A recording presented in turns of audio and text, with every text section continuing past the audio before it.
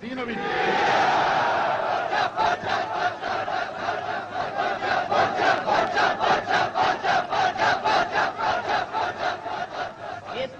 There is nothing the The radical left won't cancel. Hasbro now wants a gender-neutral Mr. Potato Head. These are the issues of our times, folks. I mean, if Hasbro really wanted a gender-neutral Mr. Potato Head so badly, they should just slap a picture of CNN's Brian Sletler on the cover of their next potato. What?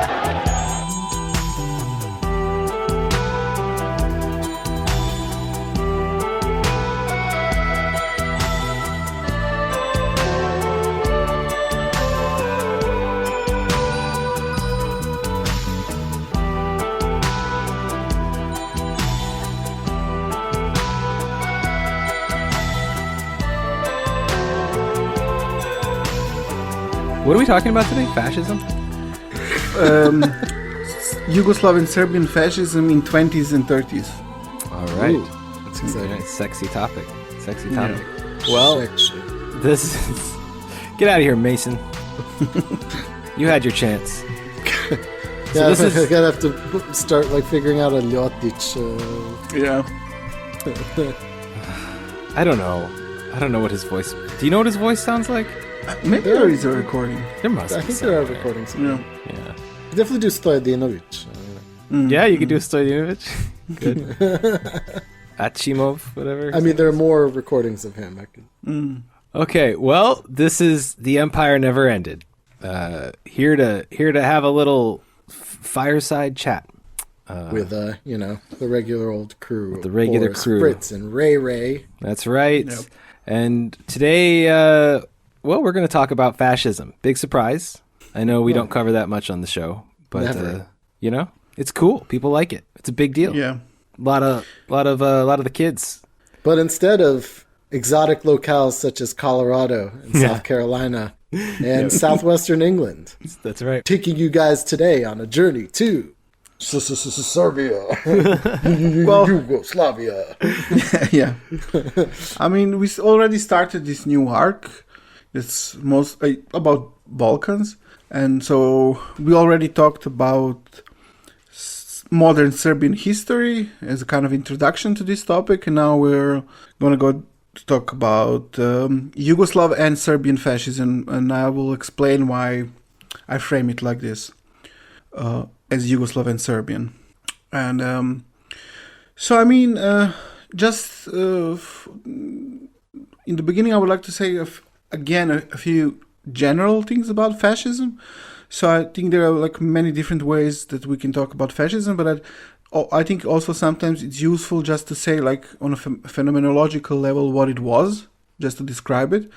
And I found this approach useful to just say that fascism was like a series of different movements that appeared in the 20s and 30s, mostly in Europe, not only there, but mostly in Europe, and that had like some characteristics, like, for example, they were anti-democratic or anti-liberal, they were anti-communist, which also means that they were anti-socialist and anti-anarchist, they were very nationalist, of course, very statist, they were extremely militarist and prone to violence, and they were anti-Semitic usually. They also usually had a kind of a critique of capitalism, which is tied to their anti-Semitism usually. And yeah, they also quite often had a kind of a cult of a leader, so very authoritarian. So usually you would see that what we would describe as a fascist movement usually had most of these characteristics. They don't need to have all of them, but this is how you recognize what a fascist movement is. So we should not take much into account what they say, if like members of such movements that I just described describe themselves as being fascist, because most of them don't. So they usually want to get out of on a technicality from being a fascist. So they would say, no, I'm not like you're, and also to say that you're like totally uneducated to insinuate that they may be a fascist because they are a national socialist, which is very different. Right. Or a neo-monarchist, matriarchist that believes in a caste system. Yeah. Yeah. Not a fascist. Or so there were many different, like you usually know about Nazis and Italian fascists, but there were all kinds of small, big fascist movements, which big in ones, some small ways, ones, some as big as your head. Yeah. And some are enjoying a kind of revival now as people, neo-fascists kind of dig into the, the vintage obscure. fascism. Yeah. Yeah. Yeah. So there is a fascism in a more kind of narrow sense in describing the movement that happened in Italy, but there is this in a more general sense to describe all of these kind of movement that appeared in the 20s and 30s. That they share some of the characteristics, and they quite. I mean, even though now some of them want to distance from it, or at the time also, like after the war, also some of them wanted to not to be connected to fascism. Quite clearly, in the 20s and 30s, they all understood that all of these movements are related somehow. And so, I mean, their critique of capitalism or modern society also usually encompasses this idea of an totalitarian or total state, also sometimes described as an organic state. So by that mean, because they usually describe themselves as being very anti-individualist, and they see liberalism and communism as kind of individualist ideologies that are destroying what is the natural order of things. So they are against class struggle, although they are critical of capitalism. So they want to overcome class differences in some kind of way and and reestablish some kind of a harmony between classes in what they call an organic state, usually. And this term will be used a lot in Yugoslavia in the 20s and 30s. Now I think it's called a shade-grown state, though. A fair trade shade-grown state. Yeah. So I mean, so by that they mean that they view society and generally the way the humans organize is a kind of an organism that has its parts. So this is why they want also what they call a corporate state. So and in this we can also see the influence of some socialist tendencies. I already talked about before how some syndicalists, like revolutionary syndicalists who consider themselves Marxist, but in some ways they were also close to anarcho-syndicalism, turned into this, they started calling themselves national syndicalists. And then out of this movement and their communication with French reactionaries, fascism basically came out. So the idea of a corporate state also, I think, comes out of this national syndicalist view of things. So I think already in syndicalism, I mean, the actual socialist one, we can see some, from my view, like mistakes where they overestimate the importance of a workers' union. So they something that was supposed to be as a practical way of people to organize at their workplace against capitalism becomes in a way a solution for the capitalist problem. So they would, some of the revolutionary syndicalists would imagine that a future society would be managed and organized through revolutionary workers' unions that would be completely self-organized and autonomous. So, I mean, this was for them, of course, a way to struggle against capitalists and capital in general, and to abolish class society in their view.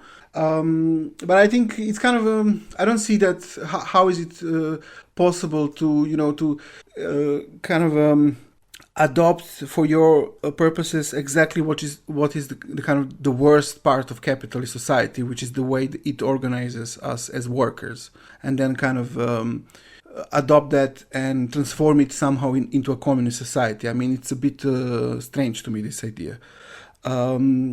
But there's some things though to it. I mean, I know that I don't know, I was visiting some anarcho-syndicalists in Northern Ireland a while back. And one of the things that I noticed there was that, when it's pressed too hard on the kind of workerist and union angle, it does lose a lot of momentum. But on the ground, it tends to look more like a kind of a more interesting and complex blend between like community structures and work, that where these things are not as defined as maybe they seem on paper. So I think on the one hand, like, the point is to abolish the proletariat. The point is to rid ourselves. Also kind of addressed some of these contradictions. Yeah, absolutely.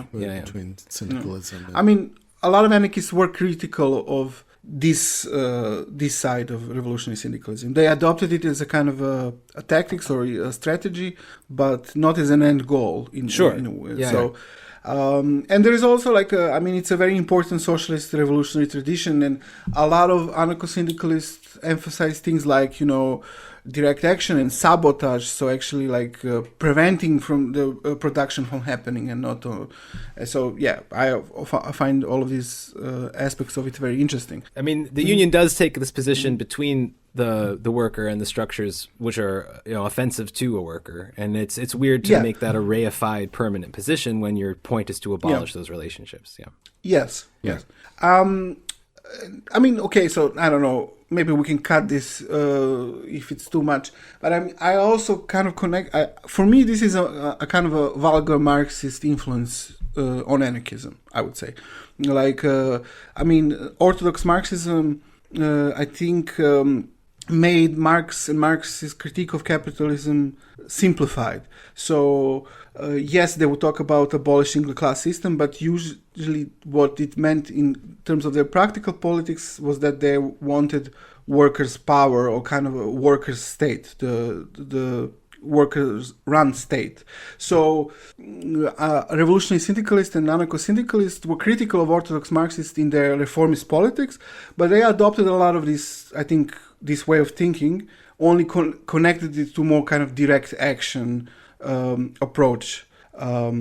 So it's in some way this is like this kind of workerist politics that I think has roots in this, what we would call vulgar or Orthodox Marxism. It's interesting too that the workerist position is also largely a cultural position more than it is like a relational class position, and that is like I know that like you can go to a union rally and you'll see phrases like we don't eat that kind of thing, we don't watch these kind of movies. It's very cultural in this way, and that kind of brings you this like rudiments of a nation in a funny way. I mean, you can almost say that it's kind of one way of identity politics, even it's got a strong adopting workers' identity as or like being proud of being a worker in a sense that's like, I mean, of course people shouldn't be ashamed of their class origin, but if you have a movement which the whole point is to stop being a worker, it's kind of a contradiction to so much insist on your especially when it's like bourgeois people who are impersonating what it meant to be a worker in the 20s or 30s or something. Of course, Or now. I think there's a lot more of that today than there was probably in the 20s.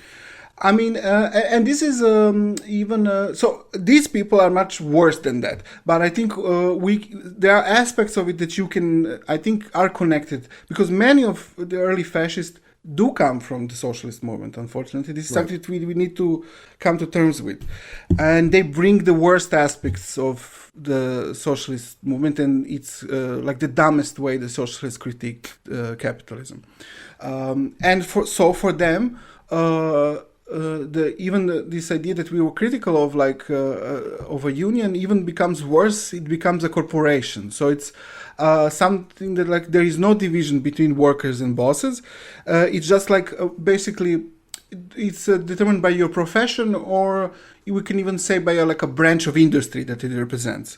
So these Yugoslav fascists in the 20s and 30s, they wanted to abolish political parties and parliamentarism.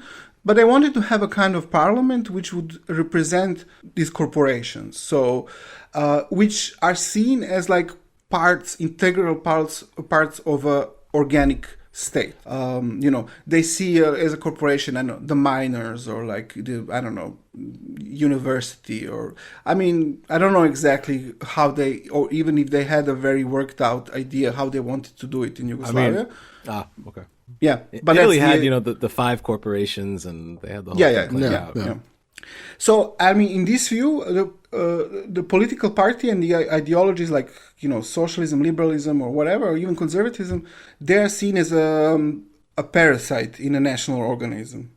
So it's an unnatural thing there. So also their critique of capitalism is very connected to this idea of getting rid of parasites, which I'll come back to later.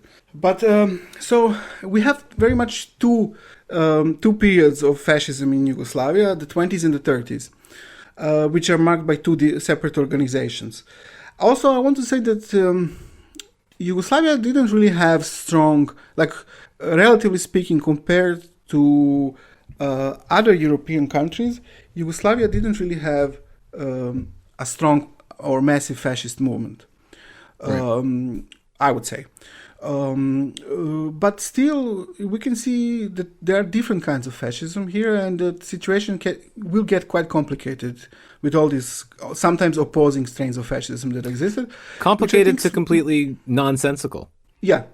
Which I think speaks more of how much this era was an era marked by fascism, and not so much how Serbia or Yugoslavia are some kind of a super fascist, fascism-dominated country more than the others. So I would just like to add that.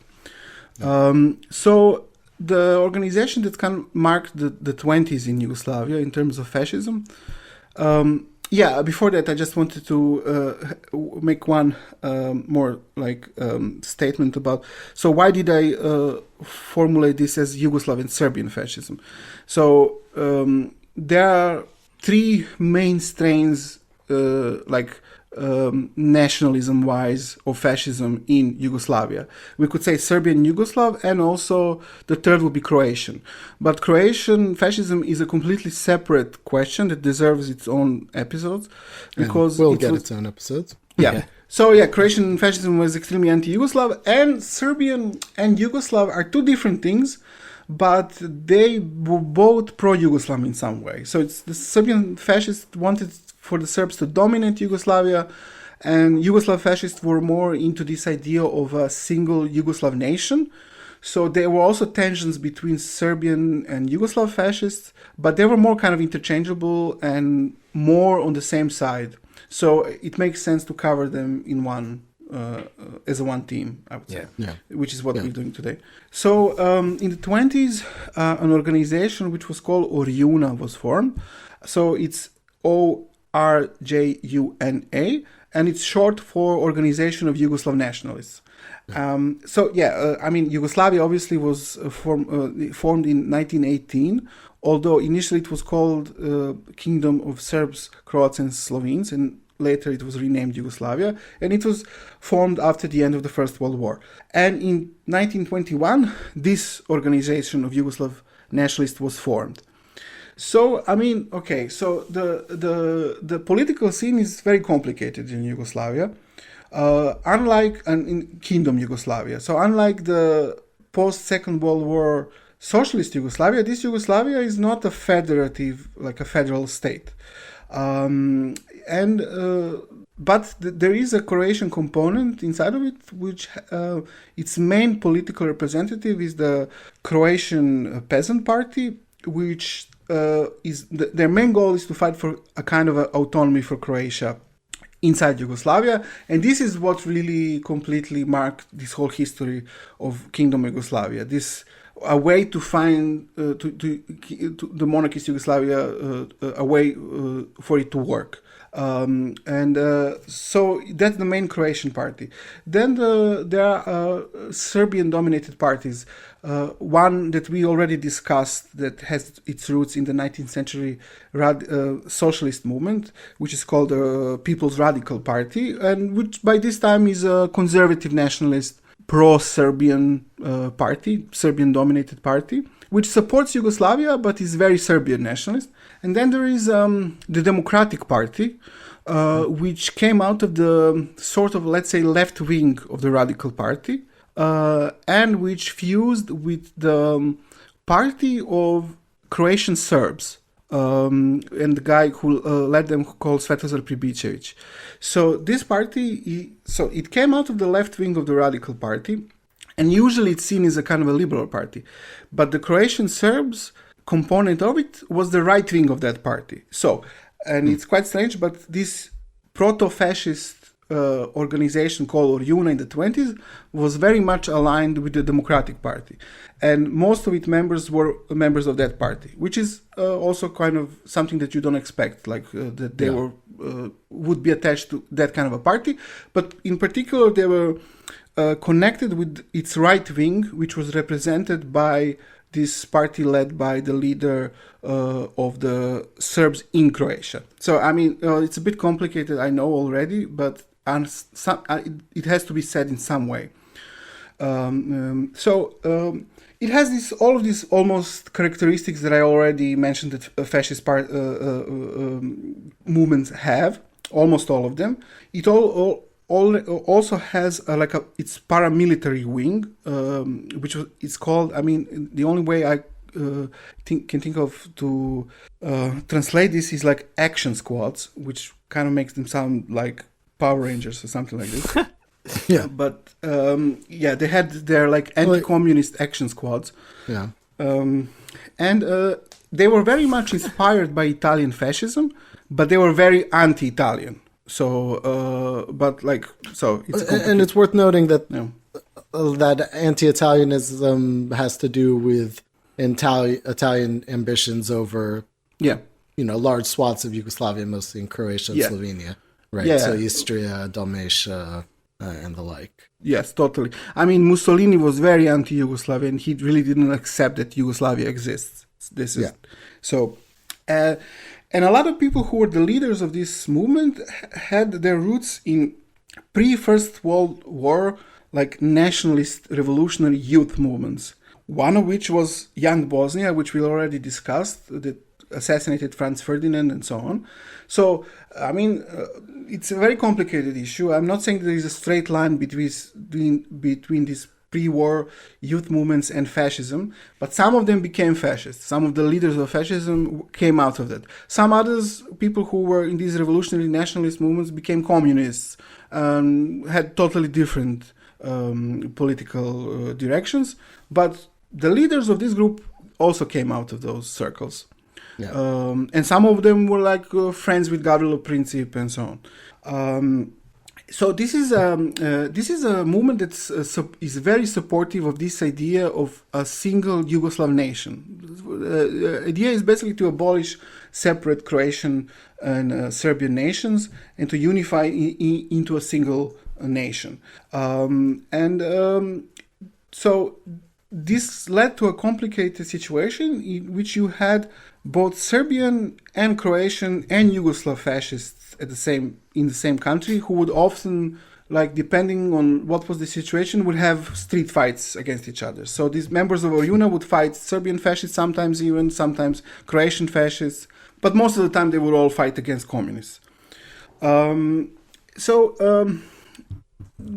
They were influenced by this French kind of fascism and also by Italian fascism, so they adopted many strains of it. They were not very original. They were like using the term integral nationalism and also organic state, and they wanted a corporate parliament and all these ideas that we discussed, and they even used the terms like a total state. So for them, for fascists, the total state means the abolishment, I guess, of all of these separate parasitic institutions like political parties. I mean, from my view, the modern state is a totalitarian state because it abolishes any kind of autonomous society outside of the state. But for them, this is not enough. You need to abolish any even pretense of anything autonomous inside of a national organism. And I found it very interesting. Like, I found a quote from them, which is very interesting. So they also had a kind of a critique of capitalism, which is very characteristic for all fascists. Right. So their words, they said that they are for healthy productive capital, which is industrial capital, and which is for them the strength of a nation or people. So the word narod in Serbo-Croatian, it means both people or nation. And against parasitic financial speculative capital. So, which is very, ahead of its time when it comes to horrible critiques of capitalism. This is like something that you could hear now, I think. This idea that the problem with capitalism is financial capital. That we need to go back to, good old-fashioned productive capital, like in industry, which is like it's a very poor understanding of what capitalism is, because but also one that kind of makes sense in a society that was very not industrialized, right? And was looking very much towards doing something like that. I think probably in 1921. I know later, according to like the 1930 census, good almost 80% of Yugoslavia was completely agricultural. Yeah, sure, of course. Do they have the idea of kind of in that traditional Marxist way of having to reach the stage of capitalism before you can reach the state of the organic state? I don't know. But they are lucid in that they actually see that they are for capitalism, but they're just like we are for this productive capitalism. And basically, by saying that they are against financial and speculative capitalism, they're saying they're against Jews, basically, or foreign capital, which is also kind of nonsensical, because we can see it even now, some leftists unfortunately saying how we need to go to reindustrialize and such thing, and how financial capitalism is the parasitic one and so on. So which is I don't know, how do these people imagine how would the society work? So if you, for example, what is the line? Is my question. What is the line for them of what part of it is parasitic and which part isn't?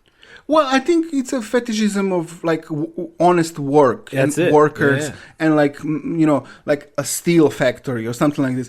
So but what would you, a steel factory, first of all, it needs to be financed from somewhere. And then when the workers produce steel, they cannot eat steel. Someone needs to sell this real steel. Manly worker can eat steel, Ray. Yeah. Joe Magarak eats steel. That's right. Joe Magarak does eat steel. So we can also say, if you're going to be a little bit nerdy about it, we can go to Marx and Marxian way of analyzing capitalism and say that value, it comes out of production or labor, but also to be realized, it needs it to be realized in circulation in a way. So it's a whole system that has its financial part, its productive part, and they need each other in order to work. You cannot separate one from the other. You need to abolish capitalism and not favor one part of it over the other. Exactly right. And in fact, if it was just material production, you wouldn't end up with capital at all for the reinvestment of these things. It has to grow through certain processes of exploitation. Parasitism, you might say. Although I'll say this, though. I think I have this feeling. that the general sort of I don't know, we'll call it a nervousness or even distaste or outright rejection of sex workers as part of the so-called working class is really, I think, telling of where the idea of the working class really sits, and that's in the good, hearty, productive labor that is the good capital that you can create. Or in the idea of honest work or something. I don't know. And there's a very masculine kind of feel to the whole thing too. It's I don't know. It's a weird place to be. Yeah. And also this kind of analysis fits into the idea of getting rid of parasites, Right. So parasites are political parties in the kind of, when you think about a state, when you think about economy, these are the bankers or basically Jews or foreigners or, so it's a very easy way to determine who is the enemy that we need to get rid of. And I think you have to imagine also the state as a body to really imagine it having parasites or exactly. the corporation as a body. But I guess, Ray, I don't know. My question then to you would be, as somebody who has been studying this, for a while now, in the body of the state, which part is the butthole? Well, let me think. curious about the state's I'm not sure. I'm trying to well. think about like they did. Yeah. So I'm not sure. I mean, I don't know. I don't know that the fascist state has a butthole. Really. I think Kosovo is the butthole. Oh, okay. It's a very precise answer. But I mean, it's a holy land in the heart of Serbia, but also a butthole, I would say. Yeah. I mean, yeah. Yeah, it's simultaneously both for them. It's So in the fascist state, the heart is the butthole. That's what you're saying. Yeah. All right. I mean, that's very helpful. I don't know. Maybe cut this. We'll see. I don't want to offend people from Kosovo. It's just that has nothing to do with them. It's the Serbs. So this organization was very close and attached to a group called the Association of Chetniks. So we already, I think, mentioned who Chetniks were. So they were a kind of guerrilla paramilitary group organized by the Serbian state in 1903 to struggle against the Ottoman influence in Balkan parts of the Ottoman Empire that Serbs thought should be part of Serbia, like Macedonia, for example. And then the Chetniks were also involved in the First and Second Balkan War,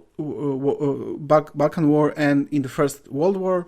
But they continued to exist after the wars. The wars were over, and they continued to exist as a kind of a nationalist, militarist association of veterans.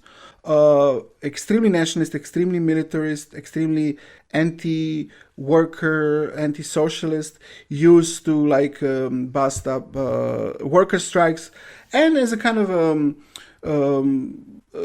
paramilitary force to put pressure or commit atrocities to various non-Slavic populations of Yugoslavia when they pose some kind of a problem to the central government. For example, if there was a need to put some pressure on, I don't know, a Muslim population somewhere not to vote in the elections, they would go there and do horrible things. And they were also known as a group or formation that committed many atrocities, even against civilians, usually Muslims. So horrible people. And they were attached to this ORJUNA group. They were the Chetnik Association split in a couple of parts. Some were very Serbian chauvinist, but some adopted this integral Yugoslav fascism as the main association actually did that, and they were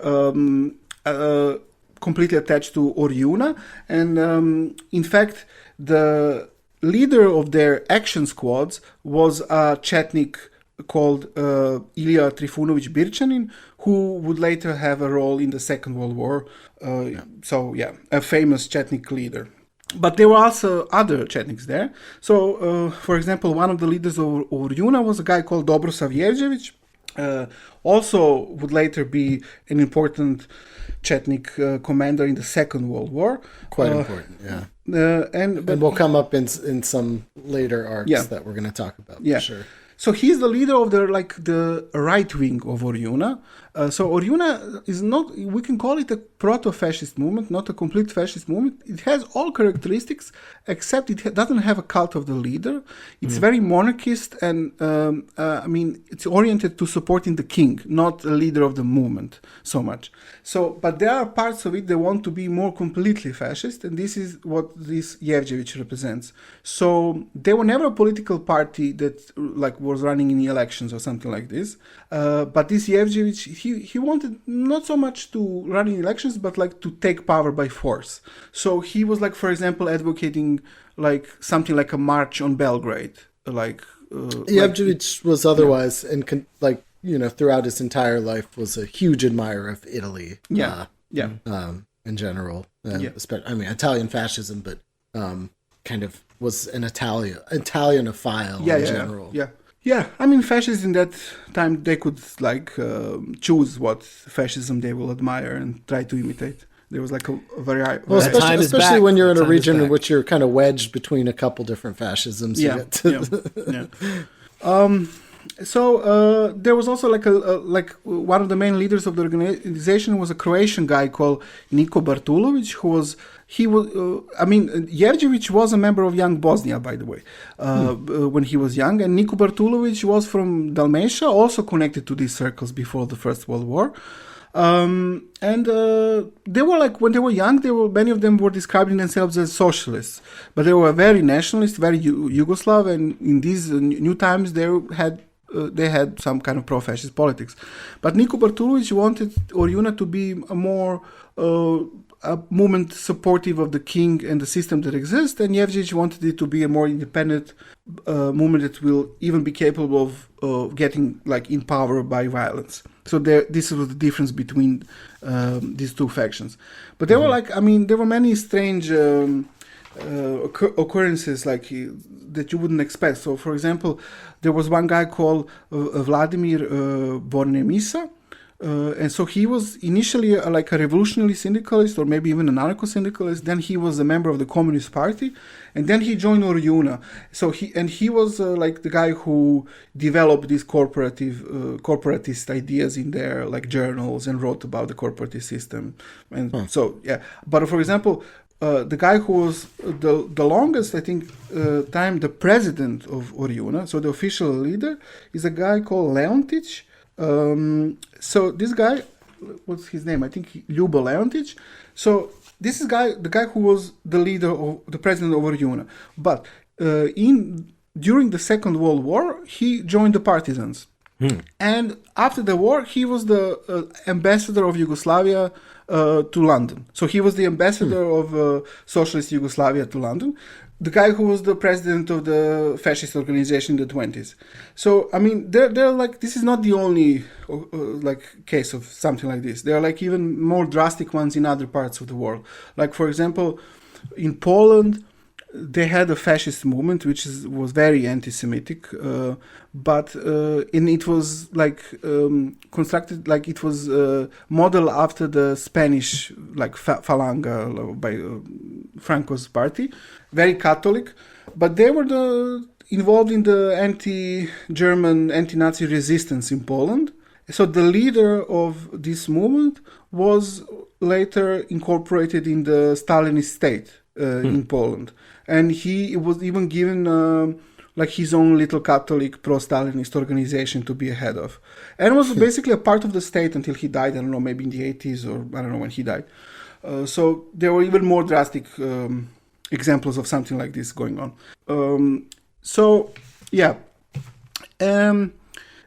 ORJUNA also, obviously, they were very, as I said, they were for this idea of a single Yugoslav nation, but they also had some pan-Slavic ideas. So they even fantasized about a huge Slavic state, and then they were talking how it's Hungarians and an obstacle for Slavs to connect because they're. I was about to say, there's a little bit of problem between a united Slavic state and Hungary. So they wrote in some texts how they want to liquidate the Hungarian race, for example. This was the solution. You could work around it, though. You could go. The Romanians have large Slavic elements in their language, and then you can hit up Ukraine and then pass over into Slovakia and just bypass Hungary altogether. Yeah, I don't know. They wanted to liquidate the Hungarian race.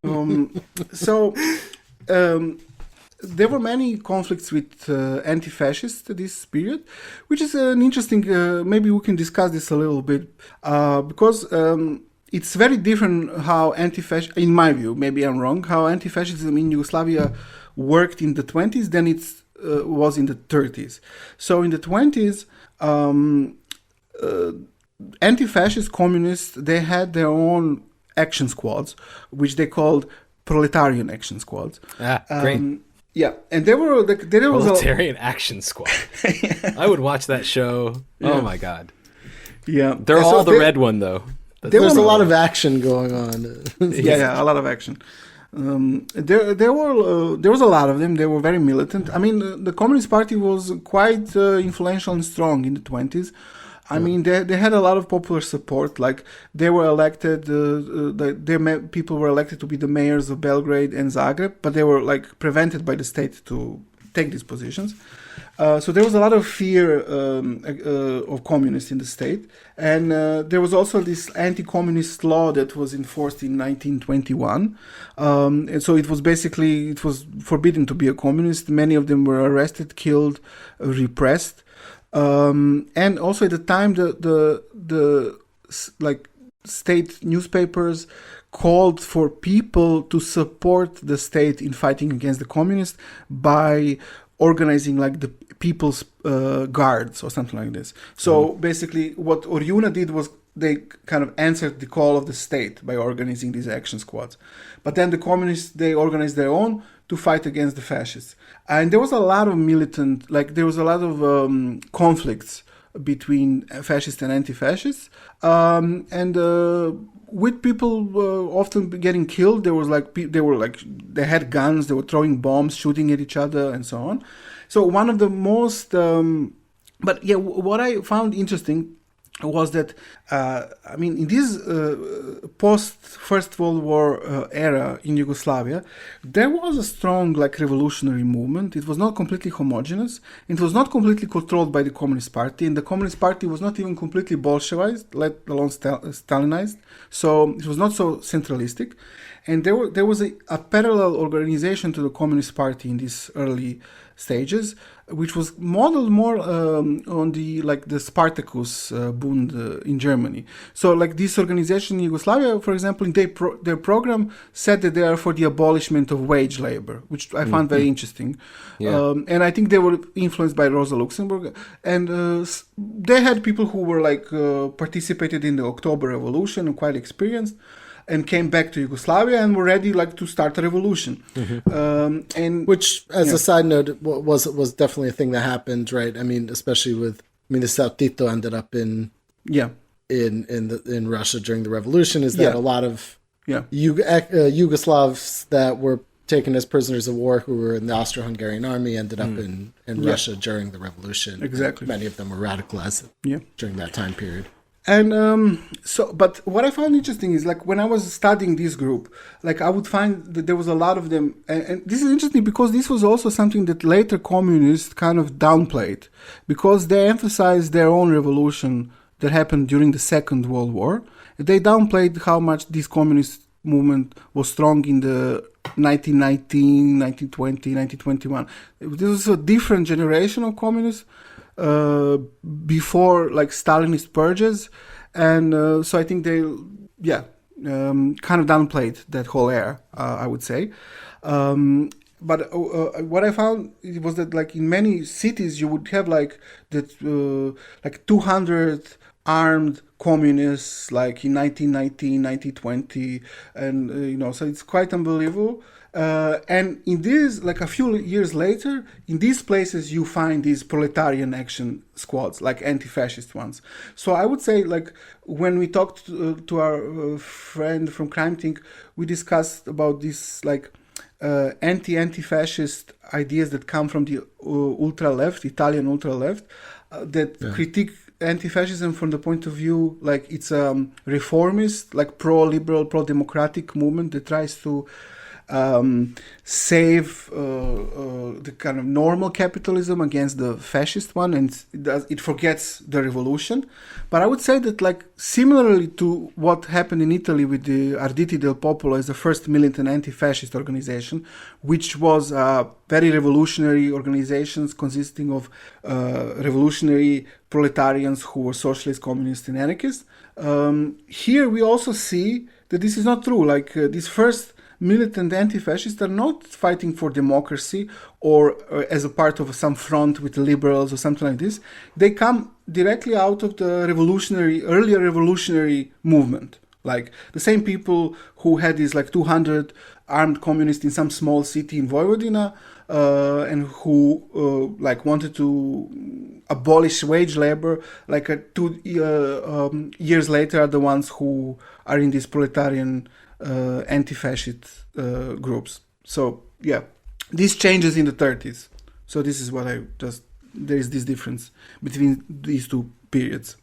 And so as I mentioned, there were like many conflicts. One of the most famous ones is from 1924, and this is when it happened in Trbovlje, which is a town in Slovenia, which is a very like an industrial miner. Is that where Laibach is from? Yes, exactly. That's where Laibach is from. So they had a tradition of like socialist worker organized there and strikes. This is actually the first in Trbovlje is actually the place where the first worker strike happened in socialist Yugoslavia in the 50s. So yeah, a long tradition of organized labor struggles. And for this reason, ORJUNA decided to go there and to have a march in their uniforms and like whatever. And they went there, but the workers decided they will respond to it. And these Proletarian Action Squads were a part of it. And there was like a huge conflict with dead people on both sides. Like they were shooting at each other, and then the police came, and obviously they were on the side of the fascists. But like even today, like it's still a worker city, and they have like the main cultural city in Trbovlje is called the Workers Center, and they have like a mural in the building which depicts this event of the conflict between ORJUNA and the local workers. And ORJUNA, they in the mural they're represented. They look like stereotypical Chetniks, like with the skull symbol and like the beards and hats they wear and so on. But it's kind of interesting because these ORJUNA particular people who came to Trbovlje were from Zagreb, and and some from Slavonia. So like a lot of them, maybe even majority, were Croatian, But it's kind of interesting because in the 20s you had a lot of Chetniks who were Croatian, Sure. Yeah, which is something that will not be talked about today in Croatia ever. I mean, in Dalmatia especially, you can see like photographs of like Chetnik marches in Zadar, in Split. I mean, ORJUNA was formed in Split. No? Yeah. I forgot to say this. Like ORJUNA, their headquarters were not in Belgrade; it was in Split. And they want like the biggest city in Dalmatia in Croatia. So they wanted to move the headquarters to Belgrade, but it never worked because they were never strong enough in Belgrade. And they had like sometime in the 20s they had like a congress of ORJUNA in Belgrade. So they sent like a lot of people to Belgrade. Like maybe they claimed 10,000 people from all parts of Yugoslavia, and they had a march there. But they like themselves said how disappointed they were because people in the street like totally ignored them, and they felt like they were in a foreign city. So they were like very pissed off by this. Like they're in the capital city, they are like kind of ignored. To be fair, a lot of people come marching through Belgrade. Yeah. Get used to it, I guess. Yeah, also, okay, so this is most of what I wanted to say about ORJUNA, but I forgot to say that in 1921, so I already said it was not very centralized organization at that point, although the party existed, so there were autonomous groups, and one of them was like a group called Red Justice, and these people, some of them were former anarchists. They killed the Minister of Police, a guy called Milorad Drašković, I think, in 1921. So this was already so the repression became even worse after that, and this is the year when ORJUNA was formed. So it was a big thing. But it's interesting that the son of the guy who was killed, who was very anti-communist, and who was responsible for a lot of persecution of workers at that period. His son later went to America and was one of the leading members of the John Birch Society, and a close friend of that idiot that we already mentioned with the stupid name Revilo Oliver. Revilo Oliver, yeah. So and he was the son of this guy was interviewed by Buckley on Firing Line or something like this. And he mentions how his father was killed by communist bandits and so on. So I mentioned that the main thing in Yugoslav politics in this time was this attempt of the main Croatian party, which was the peasant party, to obtain some kind of autonomy for Croatia. So the Croatian, this was by far the most important Croatian party. And it's interesting, early on they had an alliance which was called the Croatian Bloc, and a part of that was the Croatian Party of Rights and their faction called Frankovci, and out of this later came out the Ustaše movement. But they were a very junior partner in this coalition. They were not really that popular, not comparable to the Peasant Party. And the Peasant Party had different factions, like right wing, left wing, and at some point they attached themselves to the Peasant International, which was organized by the Soviet Union. And they had many anti-fascists as members, and some of them went to Spain to fight. And there was even a detachment there, which was called, named after their president, the leader of the party, Stjepan Radić, after he was killed. After he was killed, he was the guy that was killed in Parliament, right? Yeah, right. That's what I wanted to talk about briefly now. Yeah. So he was the leader. Stjepan Radić was the leader of the Croatian Peasant Party, and it's interesting that the guy that I mentioned earlier, who was the leader of the Serbs in Croatia, Svetozar Pribicević, he started as a guy who was very much for centralized, integral Yugoslav state and nation. And then he was not satisfied with the way Yugoslavia worked and how Serbia treated the rest of Yugoslavia, and he switched his politics, and he became the main ally of the Croatian Peasant Party. So the new coalition was not the coalition with this Frankovci future Ustaše, it was with Serbs from Croatia that the Peasant Party had. It was called the Peasant Democratic Coalition. And this was the main opposition party in Yugoslavia, which is very interesting. So the Serbs of Croatia were, together with Croats, the main force behind this idea of a federal state. And some kind of autonomy for Croatia. So this has to do with how the politics developed in Serbia at the time. So there is so Serbia was an independent state before Yugoslavia, and it fought in the First World War, and a lot of population died, and this was something that was emphasized all the time by Serbs, Serbian leaders, politicians, and nationalists in Yugoslavia. We fought in the war, we died for you, and you're complaining now. And this is something that was repeated all the time, especially by a lot of these Chetnik leaders, who were also some of them politicians attached to different parties. And so one particular incident happened in December 1928, when one of the Chetnik deputies called Puniša Račić, he was a member of the People's Radical Party.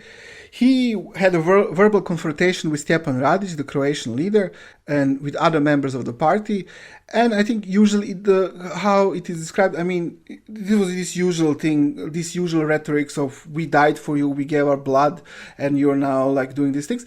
But some of the Croatian deputies were saying, well, you're a murderer, you wiped out 200 Muslim women and children, you're giving us some moral in some village somewhere in, I don't know, Macedonia, or I don't forgot, maybe Bosnia.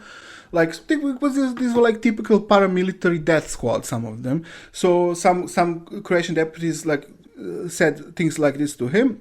And I think at some point some of the Croatian deputies, I think, said something cynically okay, so how liters of blood did you lose? So can I pay you so you would shut up or something? And then Puniša Račić took his gun and killed a bunch of them, a few of them. Two deputies in the parliament from Croatian Peasant Party. He shot the leader Stjepan Radić. He didn't die immediately. He died 2 months later. It seemed that he will get well, but he died. His brother was killed immediately in the parliament.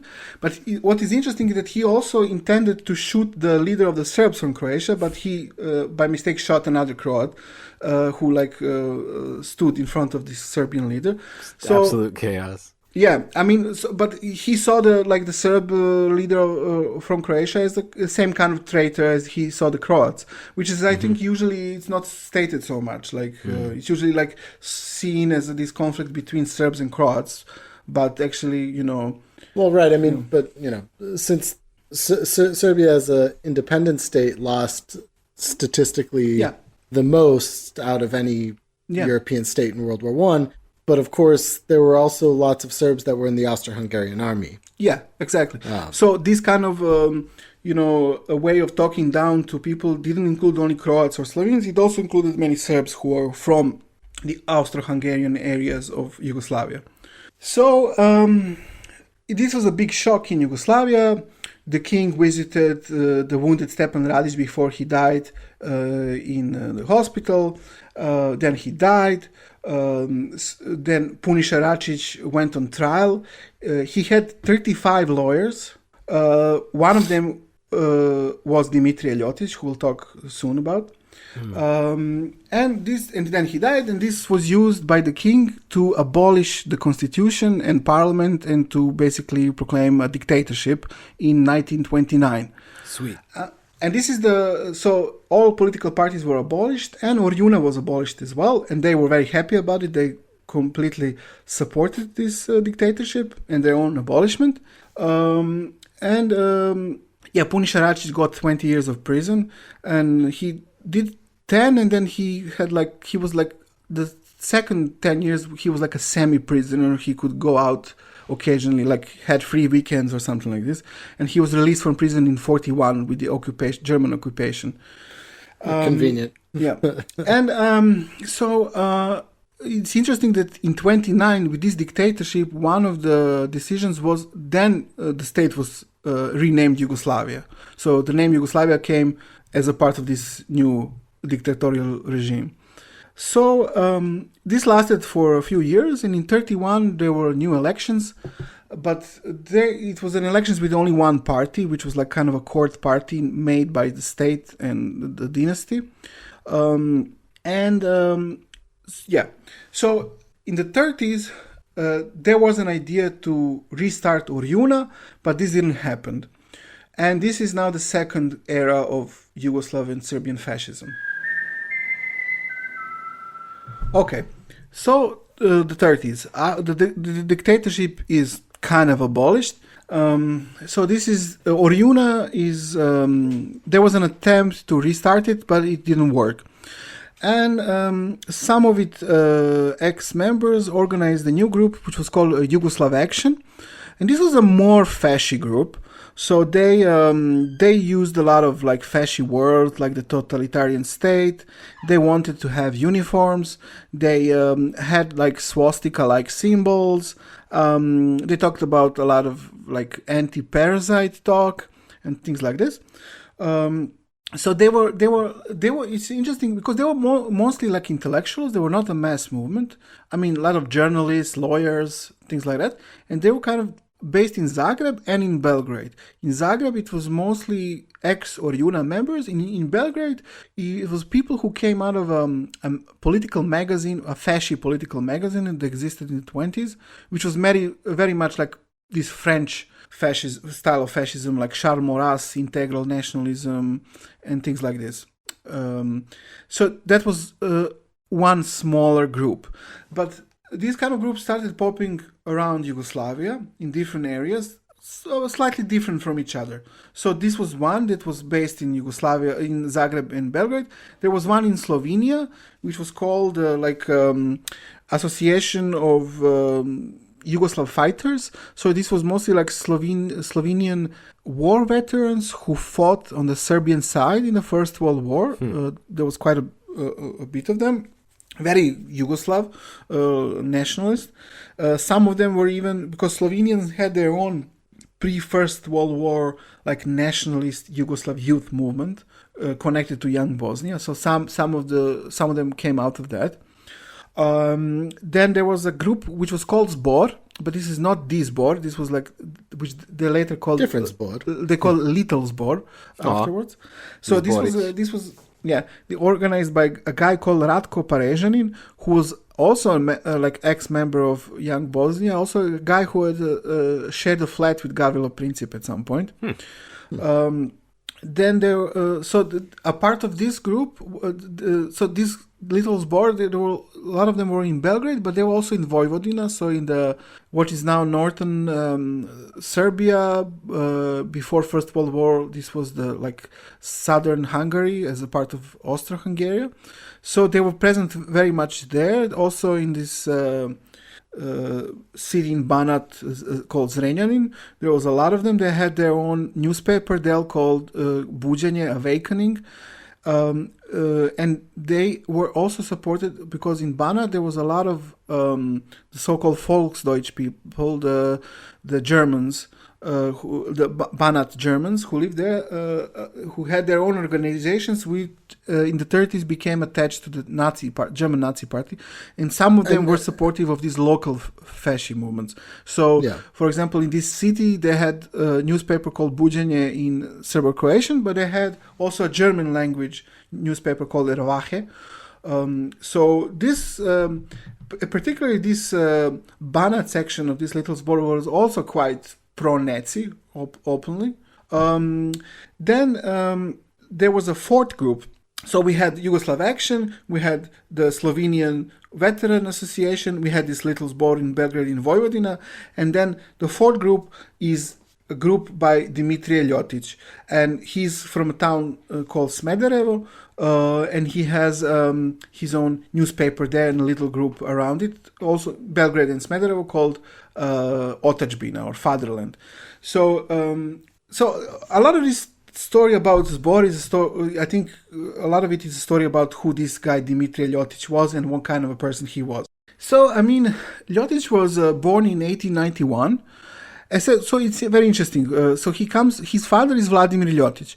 So Vladimir Ljotić in the 19th century, he was a part of the socialist movement. And he was a part of this socialist movement that became the Radical Party and then more and more conservative.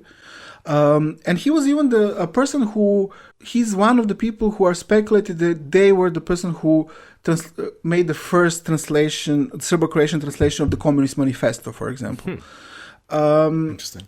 And but he comes out of this, like, the Radical Party, which was, for some historical reasons, very attached to the Karađorđević dynasty, which was the ruling dynasty in Yugoslavia. Yeah, they were real fanboys. I mean, there's different connections with them. I already mentioned that there was like this uprising in Herzegovina in 1875, I think, where Petar Karađorđević was one of the participants, along with a bunch of anarchists and socialists from Serbia. So, like, there is this connection between Karađorđević and some socialists. But there is also the thing that the Radical Party was really kind of persecuted by the competing Serbian dynasty, Obrenović. So together they were against the Obrenović dynasty, the Karađorđević dynasty, and the radicals. So that's the main connection between them. So Ljotić's father, he was the personal friend of the king, for example. So Ljotić knew the royal family. So what is interesting about Ljotić was that when he was young, I mean, his whole life he was extremely religious, like annoyingly religious. He is a huge dork. Yes. It makes me sad, Ljotić. It makes me sad. Yeah. But when he was young, he was like he described himself as a Tolstoyan anarchist, pacifist, vegetarian. Interesting. Yeah. Did he have a little commune maybe in Scotland with some goats? Nothing like that? No. Just checking. I want to see what he's into. I don't know. Yeah. So he was like a Tolstoyan anarchist, complete pacifist. He was against war. He planned when the Balkan War started, he wanted to go to prison, to refuse to bear arms and such things. But he was a student. Then he finished, I think, law school, and then he was sent by the king with a grant to France to start for postgraduate studies there, and there he became a fascist. So he was attached with the French this reaction. Often I mentioned him this French Action group, and he went to their meetings, like a very reactionary Christian Catholic movement. So he was kind of turned by them. He was Orthodox, though, himself. It's interesting, yes. But his wife was Catholic. His wife was Catholic Croatian, I believe. He has a connection. So this is interesting because he was turned to fascism by a very Catholic movement. Then First World War started. He went to war, and he dropped Tolstoy. He explained that now he was not an anarchist anymore. He was for authority, very statist. And the reason he dropped Tolstoy was when his father died. Tolstoy didn't give him any consolation, so he dropped Tolstoy. Dick. Yes. So, but now, he's reading Saint Augustine and Saint Francis, but not Assisi, the other Saint Francis. I don't know which one is that exactly. I'm not a Catholic. Fritz, you're man. resident Catholic. I grew up with Assisi, man. I don't know the other Francis. There's some other. I think, but he's reading, I think, Catholic, saints and writers. And he's a real, so there is, his relative called Stanislav Krakov, who would later, now Stanislav Krakov is completely the opposite guy. He's a Chetnik, he's a super macho warrior dude. And he describes in his memoirs, the time he spent with Ljotić in First World War. And he kind of describes him as an annoying prick, really. So, for example, they would sit in the Salonika front in Greece, where the Serbian army was at the time, completely exiled from Serbia by Austrian troops. And then they would have some discussion, and their commander was some man of the people, would talk something making fun of Ljotić, calling him a philosopher, what use would we have of this guy with his making fun of his religiosity, because Serbs are not, despite what they said, not very religious. Communism didn't make them irreligious; they were kind of always like this. So they were making fun of Ljotić because he had all of these Orthodox icons on him, and said what the fuck, what kind of use do we have from this philosopher with his icons? And and he's Ljotić was reading Blaise Pascal in French in the trenches and things like this. And then when this guy said this to Ljotić quoted Pascal in French to him, saying I cannot imagine a person without thoughts. That would be a rock or an animal, something like this. I'm getting some Myatt vibes from him a bit still. Yeah, and so this commander guy was okay, I'm getting the fuck out of here. This is annoying. So he left, and this relative of Ljotić, this Stanislav Krakov, who would later become chief of propaganda for Ljotić's fascist party, but at that point he was super annoyed by Ljotić and by his piety and pretensions and so on. So he wanted to annoy him. So he knew that the worst thing he could do to annoy Ljotić is to start talking about women and sexuality, because Ljotić hated that. I see. He's the Mike Pence of early fascism. So he started doing, because just before that, Stanislav Krakov, his relative, he was to Salonika. So he started talking about some sexual adventures that he had there, or also about some French dancer and so on. So Ljotić was blushed and went completely crazy. I never. My word. Yeah, Ljotić was pleading him, please don't talk, it's very embarrassing, I cannot stand this, and so on. Oh my god. And then such a dweeb. Yeah, and so his cousin even he continued to do that. So Ljotić in the end couldn't stand it, and he stood up and put his hand over his cousin's mouth, which his super macho cousin wouldn't take it all. So he knocked him out. He punched him, and he Ljotić hit over the wall and fell down. I would have licked his hand. And then a super annoying prick, what Ljotić did was he stood up and he said, "Oh, Stanislav, I know that you didn't mean to do that," and he kissed him on his cheek. Fuck you. So this is the leader of Serbian and Yugoslav fascism. So annoying. Yes. What a prick. Yes. So this is the person, and so they all of these groups that I mentioned, they kind of had a meeting. So they already wanted to join and form in the 30s a common fascist group, but Ljotić was he knew the king, so he would visit the king and told him about they had like secret meetings, and then Ljotić would go to the king and tell him about their secret meetings, you know.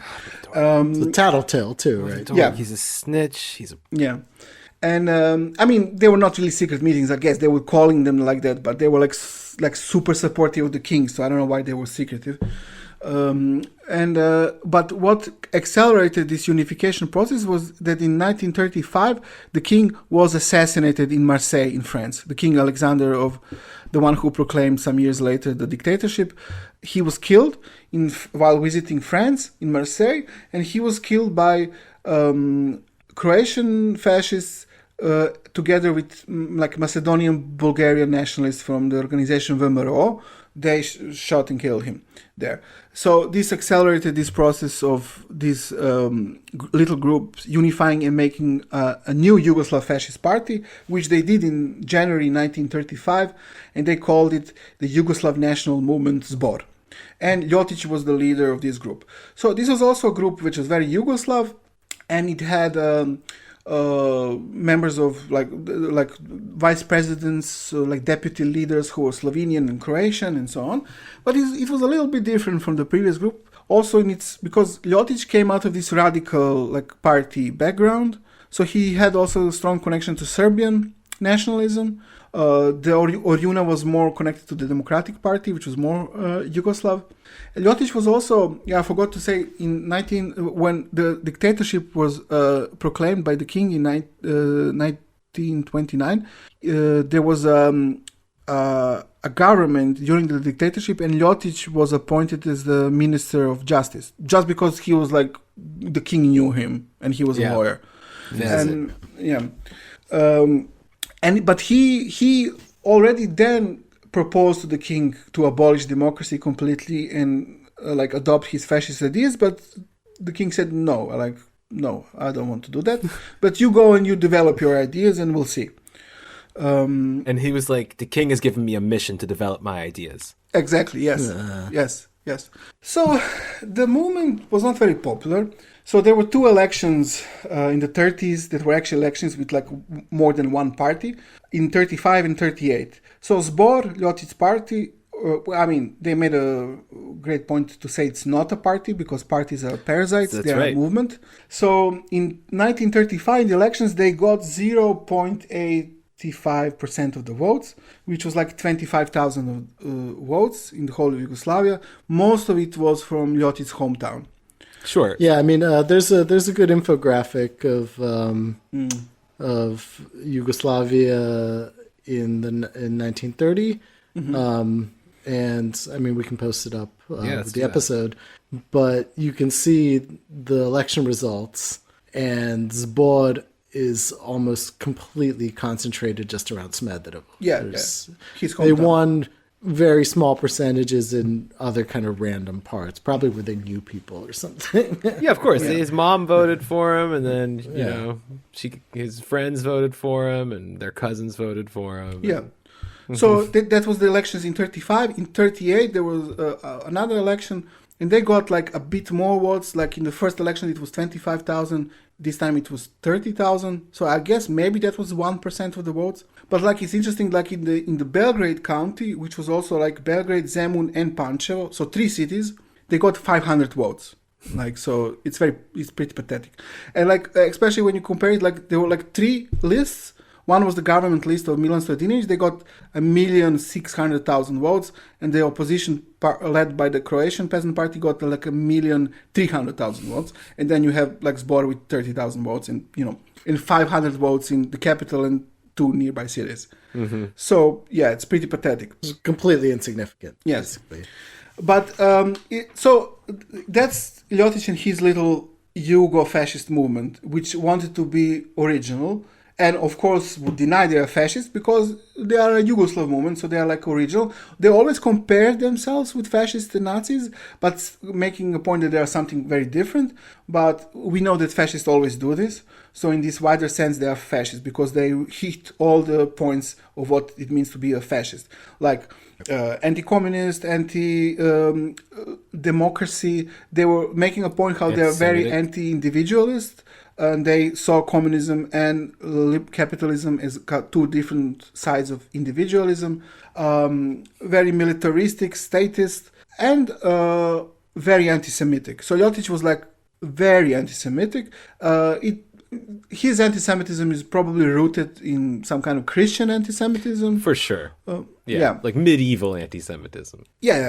But I mean, that being said, anti-Semitism in Yugoslavia wasn't as pronounced as it was in almost anywhere else in Europe. That isn't to say, of course, that it didn't exist, but as like an organized political force, it wasn't a major factor. So like that's true. Yes, this kind of Ljotić's anti-Semitism was kind of an outlier. I think it speaks to his like European Catholic upbringing too. I think pretty strongly. I mean, he was initiated into fascism in France. By the French Action, which was very anti-Semitic, like one of the central early 20th century events in France is the Dreyfus Affair, and so the Charles Maurras was very anti-Dreyfus, and he was the guy who initiated Ljotić into fascism. But that's a different topic. So what is interesting about Yugoslavia in the 30s, there is a different kind of Yugoslav Serbian fascism at the time. And this one, it comes from the top. It's like fascism adopted by the ruling party. So in 35, I think, also same as Zbor, a new political party is made, but this is a political party made by the establishment. So it is called the Yugoslav Radical Union, let's say, Yugoslav Radical Union. And the leader of it is a guy called Milan Stojadinović. So Milan Stojadinović also comes from the Radical Party, and he was a couple of times before this, he was already a minister of finance, like even in the 20s, like in the government of Nikola Pašić, he was a prominent minister. So he was he had a PhD in economy, also a kind of a rich, like bourgeois upbringing. But he became one of the richest people in Yugoslavia because of the machinations that he did as a minister of finance. So, for example, after the First World War, the Yugoslav government made these bonds that were given to people who were impoverished by the war, and then he would, as a government minister, devalue these bonds. He would buy a bunch of them under low price, and his friends as well. Then when they would buy them, they would make them more valuable, and so this is how they made themselves rich. So he was one of the richest people in Yugoslavia. Right. So a very nice guy, obviously. Nice, so I mean, so he also worked in foreign banks. He decided it's a smart move to adopt a kind of fascist image in the 30s. And so his party, and also to have good relations with Axis powers. So he visited Hitler and Mussolini. There are pictures of them together. He used the so-called Roman salute.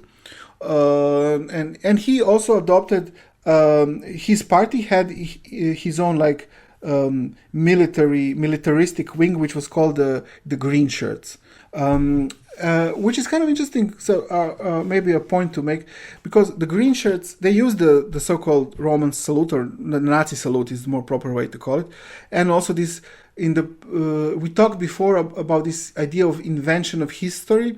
So as a example, I use this hat called šajkača, which is considered to be a traditional Serbian hat, but actually it comes out of Austria, that the Austrian Empire gave to some Serbian volunteers, and then to fight against Turkey, and then it became a traditional hat, blah, blah, blah. So these green shirts, they had this kind of hat, but they also used the Roman salute.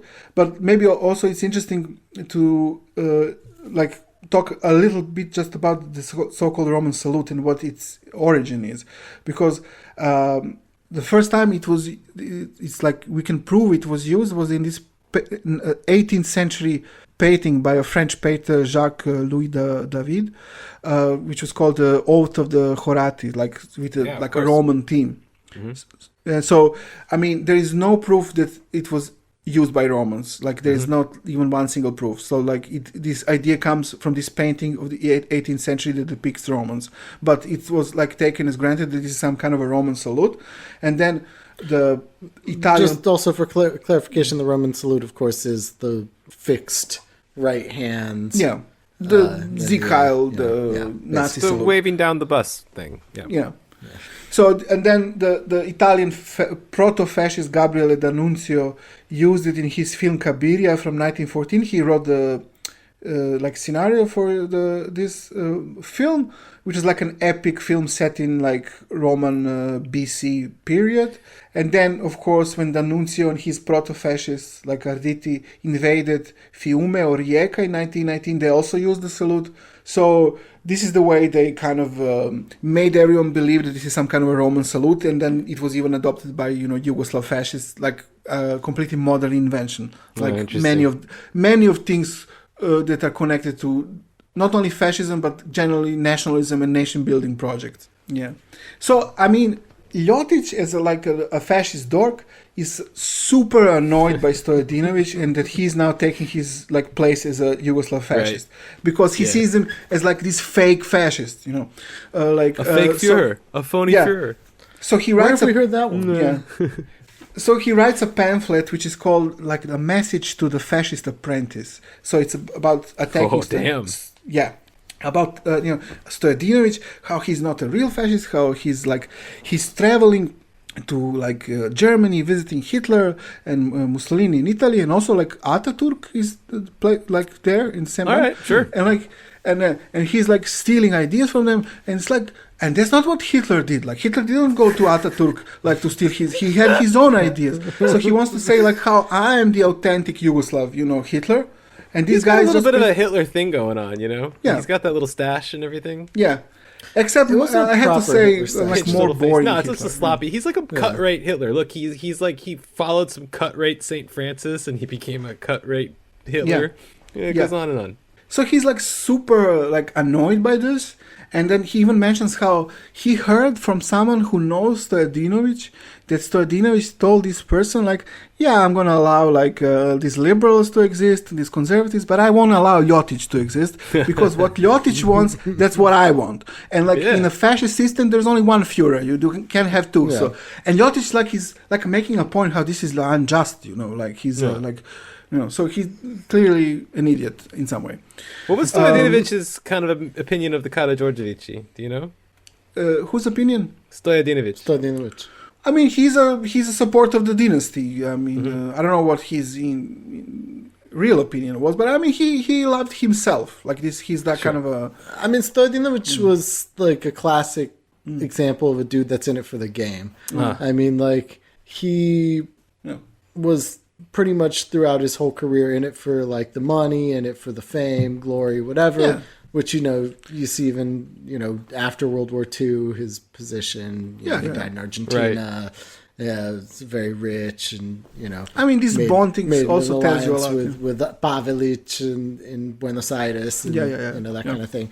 Okay. I mean, he's just a dude that was in it for the game. All right. He's in it for his own reasons. And, He's like if you know the British show Only Fools and Horses, he's the Del Boy of fascism, I would say. How is it that everybody in XU knows Only Fools and Horses? I don't know. It's good. I don't know. It was extremely popular in ex-Yugoslavia and stopped being popular at a certain point in the UK, from my understanding. Yeah. But maybe some UK listener that's not. I heard somebody tell me. Will tell us. I heard somebody tell me that it was some guy. I think I was on I don't know, maybe on Kopalnik or something. It was telling me that Only Fools and Horses is actually about Serbia. That's what he said. We all know. It's just British people doing Serbia. That's what he told me. Yeah. So, Ljotić is having a tough time. Not only the prime minister is stealing his fascist game. There's also Croatian fascists. So Croatian fascists kill one of the leaders of Zbor in Zagreb, this guy called Zdravko Lenac, who's Croatian Ljotić supporter. So there's a lot of competition between different kinds of fascism. He's having a tough time. He thinks that he's the real, authentic, most original fascist. No one is recognizing him as such. He's pissed off. but things are getting worse for him. Then Stojadinović reached out to him to try to make him a vassal of his organization. Yeah, actually, this is true. Is it? Yeah. No. So Stojadinović was smart enough to know that he doesn't want this annoying prick in his party, but he wanted other members from his party. And also, other members of Ljotić's party were annoyed by Ljotić because he was kind of annoying. Yeah, he also didn't allow them to have uniforms or to use the Hitler salute. So it was like his membership wanted to have uniforms and to use the Hitler salute, and he forbid this. This is super annoying. Like, what is the fun of being a fascist if you can't wear your little uniform and do the Hitler salute? Yeah, that's kind of the whole point, right? Yeah, that's the cosplay aspect. Totally. We're gonna go LARPing, but nobody can be the barbarian. Yes. So he was a miserable prick who didn't want people to have fun, Yeah, that's about right. That's exactly who he was. Yeah. And so he was like a weird religious freak, and nobody liked him. Yes, and Stojadinović exactly as a complete swindler. He knew what fascism is about. It's about having uniforms and the Hitler salute, and this is what he had. So people joined him, Yeah. And so a bunch of these Ljotić people who were around him left for Stojadinović's party, which made Ljotić even more mad, Yeah, right. But it got even worse for him. So this is a kind of a maybe funny story, I don't know. So because he was pissed off after he lost the elections, so he supposed Ljotić went to a vacation to Switzerland, I don't know, in 1935 or something like this, and he met there with the representatives of the German Nazi Party. Two guys who worked for Rosenberg, because Rosenberg was the head of the foreign relations section of the Nazi Party. So these two guys called, I think, Maletke, Walter Maletke and Arno Šikerans. So these two guys said, okay, the Nazi Party will finance your party, Ljotić. You have to do what you're doing until to have pro-Axis politics, pro-Nazi politics. So, but we'll give you a bunch of money. And Ljotić was he was for that. Sweet. Yeah. So this is the Rosenberg faction of the Nazi Party. So one idiot who worked for Ljotić, they were kind of the Axis powers were not popular in Yugoslavia at all. So this had to be a secret thing. So one Ljotić idiot advisor, he proposed how should we do this transaction? And he said I'm gonna go you Maletke, Nazi guy, you go to the train from Zagreb to Belgrade with a suitcase with money, and then I enter the train at this station, and then you leave me the suitcase, and then the Nazis were like, no, we're not gonna do that. That's dumb. No. But you see, they are okay. At least they do know how to have a little fun. That's some pretty hardcore LARPing there. That's pretty good.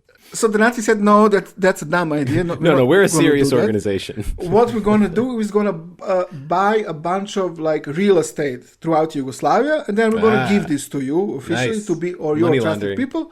And then you can live from the rent, or if you need more money, you can sell it. And they were like, okay, this is good. But an interesting thing happened is that another group of Nazis also wanted to finance Ljotić, not connected to this group of Nazis. So Nazis are also kind of ridiculous.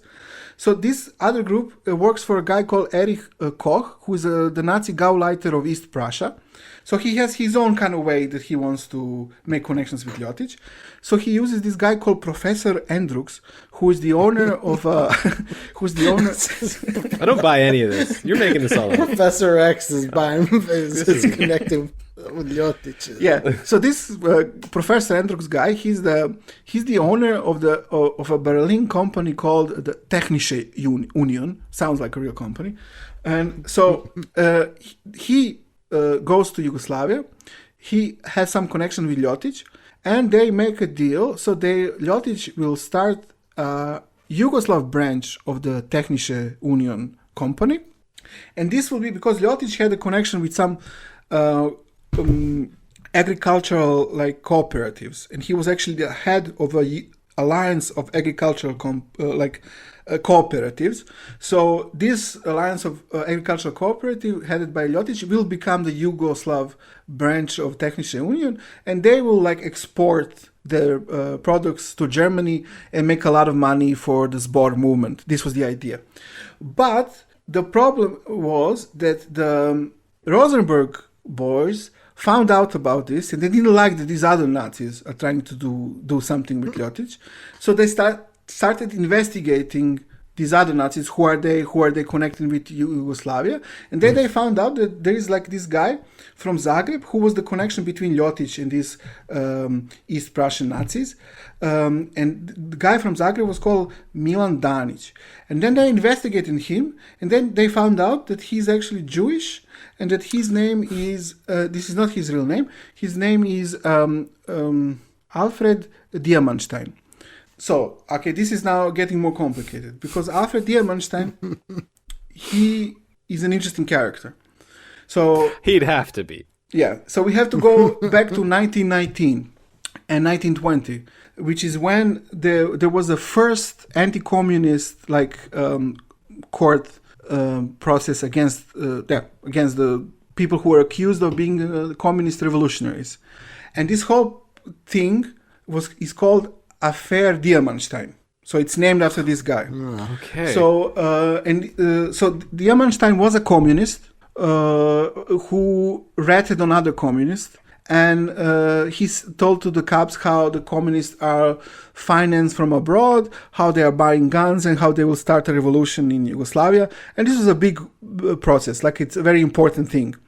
So this guy now appears in this scenario, like many years later again. So these Rosenberg people want to use this information that they have against the Nazi competition who are trying to win over Ljotić for them. I mean, it's all very ridiculous, obviously. So they say, so Rosenberg himself, he goes to Hitler with this information, but Goering inserts himself in all of this, and he stops everything. He takes the information, he redacts it a little bit, and he gives it to whom? To Stojadinović, the prime minister, who Ljotić hates. Amazing. And so his biggest enemy, the fake fascist, gets this information from the Nazis, like from Goering himself. Oh my God! What a Yeah, so Ljotić is the biggest loser. So Ljotić is dealing with like the little fish, and Goering is just like goes to Stojadinović immediately. Of course. Why would he support the guy who has like 0.8% of votes instead of the guy who is the prime minister?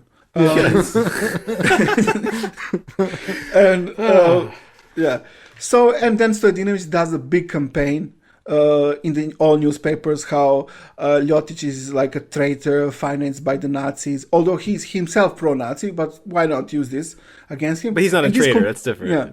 And this completely buries Ljotić, who was like totally unpopular until this point, but this is like really the end for his career. Or is it? Yeah, I mean, of course it's not. You kind of know what happens. I mean, if you know a little bit about history, you know that. Yeah. Well, our listeners will learn what happens. Oh yeah, we'll get all up in that. Yeah. He gets a little boost, so to say. So I mean, it's nice to have family around. I just wanted to say a little bit about anti-fascism in the 30s in the end, and to compare it what was already said about the 20s. And this will be it for this episode. Great. The 30s are different from the 20s when it comes to anti-fascism. Some things are similar, some are different. So now we have a Stalinized Communist Party, and they changed their anti-fascist politics. So now they're for this politics of Popular Front. So before it was more kind of decentralized, and in my opinion it was connected to these proletarian revolutionary struggles from the early 20th century. Now they use this kind of rhetorics of defending democracy, and they make alliances with like bourgeois anti-fascists, let's say, but mostly it's communists really. But even if they're like the most numerous anti-fascists, they still use this kind of more rhetoric of defending democracy against fascists. But the conflict themselves are equally as militant as they were in the 20s. Like the rhetoric is different, but there are people still getting shot and killed in the streets in these clashes. But what is also interesting is that in the 20s it was mostly organized workers who were confronting fascists, but in the 30s it's students. So especially in Belgrade. So like in the 30s in Belgrade there was a large anti-fascist and communist student movement. It was quite big and organized. bigger than the fascists. But the fascists also organized in the universities with the help of the police and the state. And they would often attack students, anti-fascists in general, and were often armed, and they would kill people. So in 1936, an anti-fascist student called Žarko Marinović was killed. This was after the Second World War. This was declared to be the Day of the Students. Today, even at the Belgrade University, these days commemorated as remembered as a day of the students. But the biggest confrontation happened in 1940 at the Technical University. So a bunch of Nazi fascist thugs from Ljotić's party. Some of them students, some of them not, armed, came there and attacked a bunch of students, and there was shooting and killing. But what is interesting was that this time they were together with the youth of Stojadinović's party.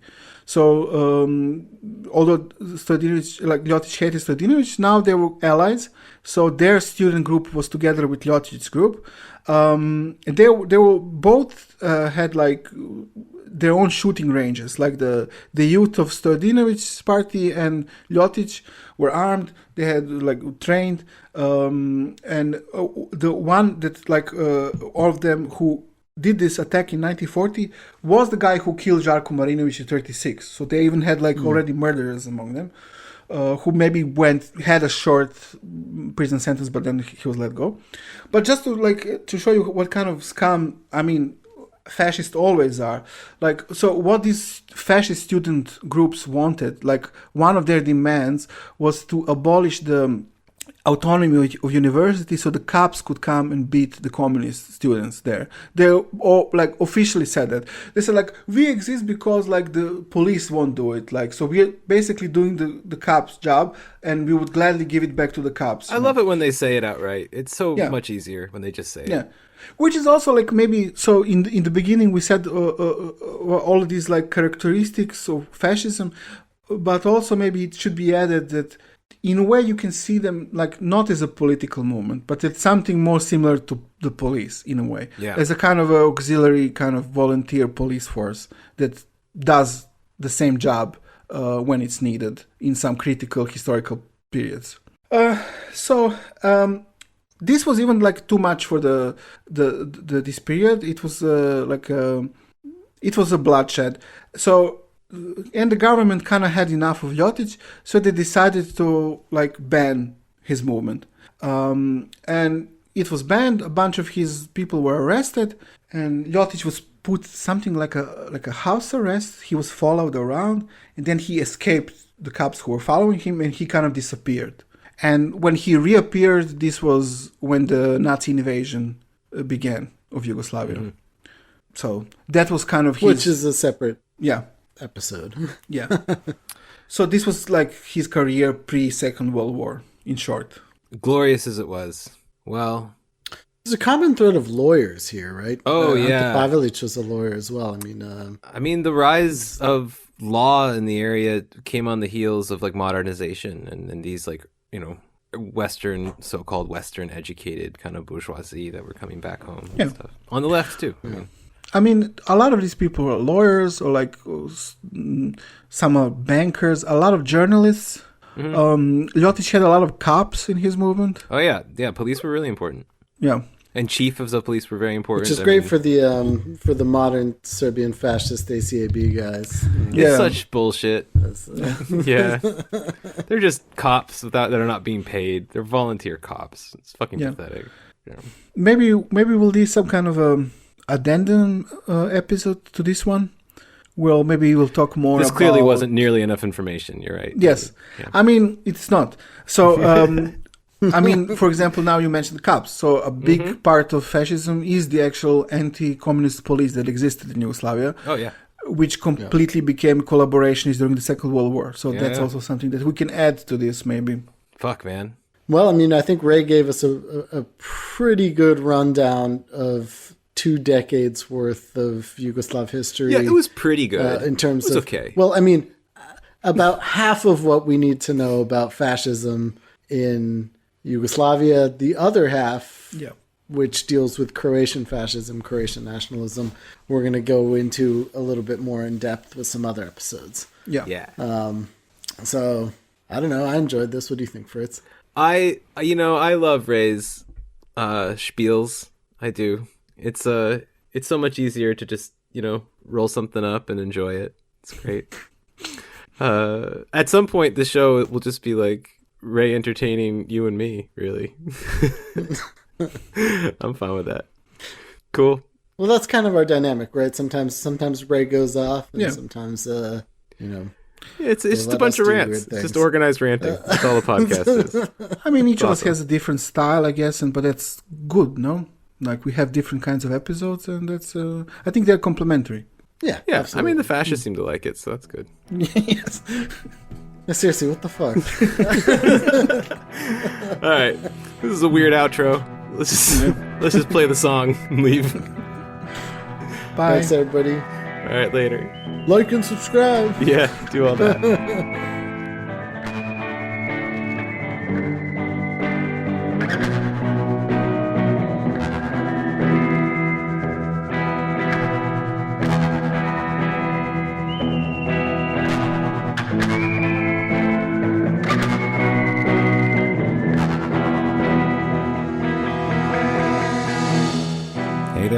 Fritz here from The Empire Never Ended. This has been one of our weekly free episodes for free people.